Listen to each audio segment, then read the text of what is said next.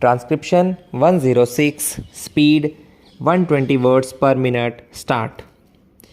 Before the Joint Select Committee, as also in the Lok Sabha, very strong arguments were advanced and it was said that something more should be done than what had been proposed at present in the case of linguistic minorities. This they wanted done by the insertion of a particular provision in the Constitution. It would be clear to honorable members when the Constitution 9th Amendment Bill is taken into consideration.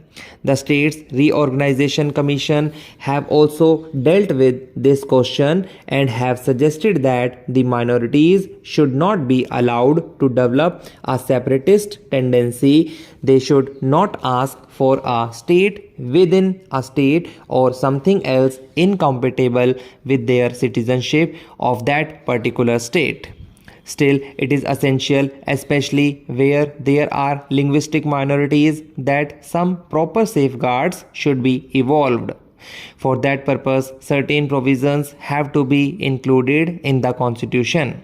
Now, some members of the Joint Select Committee in particular were not happy. They desired that something more should be done, and in particular, they were anxious that these safeguards should be statutorily recognized, that is, either they should be placed in the States Reorganization Bill itself or in the Constitution.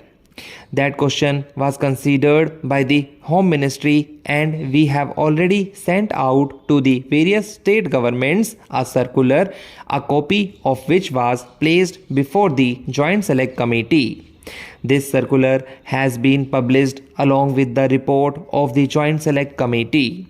In that, honorable members will find that certain safeguards have been suggested regarding middle or high schools, regarding concessions in respect of administrative matters, etc. It was suggested that the governor ought to have some powers of making inquiries into these matters. The governor also will be making inquiries in the light of the amendment that has been proposed in the Constitution 9th Amendment Bill. It was further contended that it would not be sufficient unless we have got statutory safeguards. So far as these statutory safeguards are concerned, it was considered that it would not be advisable in the interests of the linguistic minorities themselves to have these safeguards.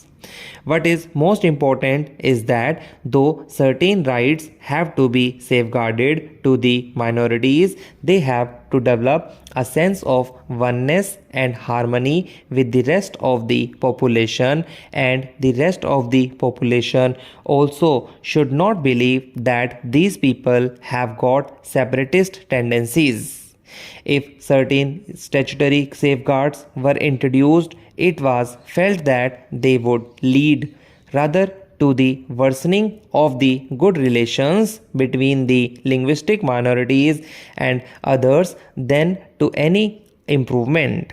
Therefore, all that could be done was to send out a circular to the state governments pointing out broadly the main features of some such safeguards with the desire that they should protect or safeguard the interests of the minorities to the extent possible, subject to the reservations that I have already pointed out.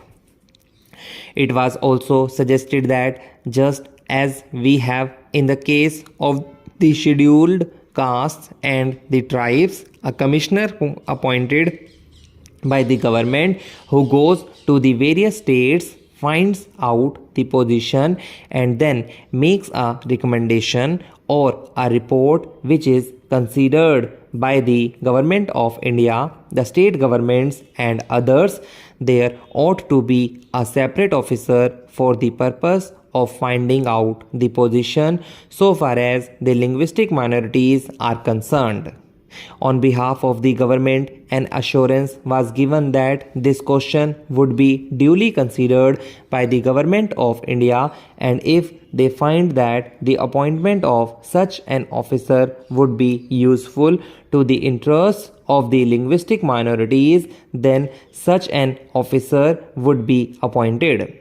However, I would point out that so far as statutory guarantees are concerned, I would desire that these guarantees should not be insisted upon, because after all we have to develop a sense of oneness.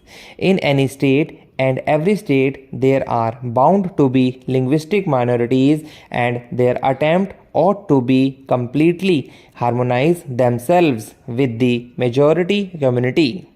The majority community has also to be generous so far as the legitimate rights of these people are concerned.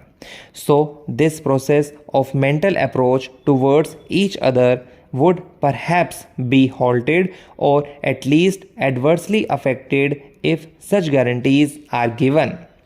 We would then think more and more of the guarantees and of the enforcement of these guarantees through the courts of law or otherwise. This will result in the relations getting embittered and will be harmful to the ultimate interests of the nation.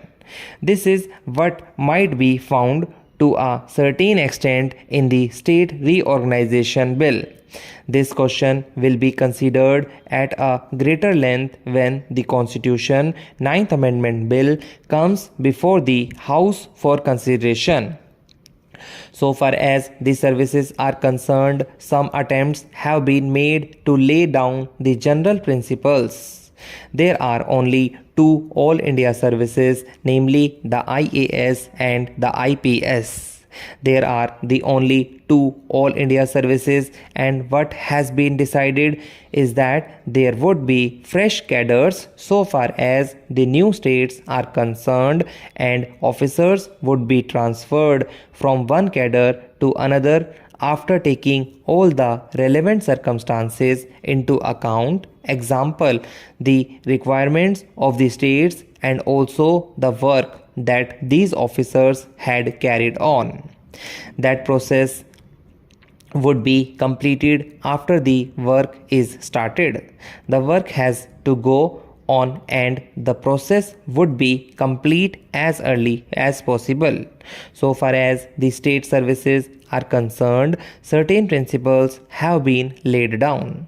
One such principle is that in the case of a whole state merging with another bigger state, all the officers at various levels will be carried over into that state. The difficulty arises when you have to deal with the question of the transfer of certain portions of a territory to one state and another portion or to other states, as in the case of Andhra Pradesh and as in the case of Maharashtra.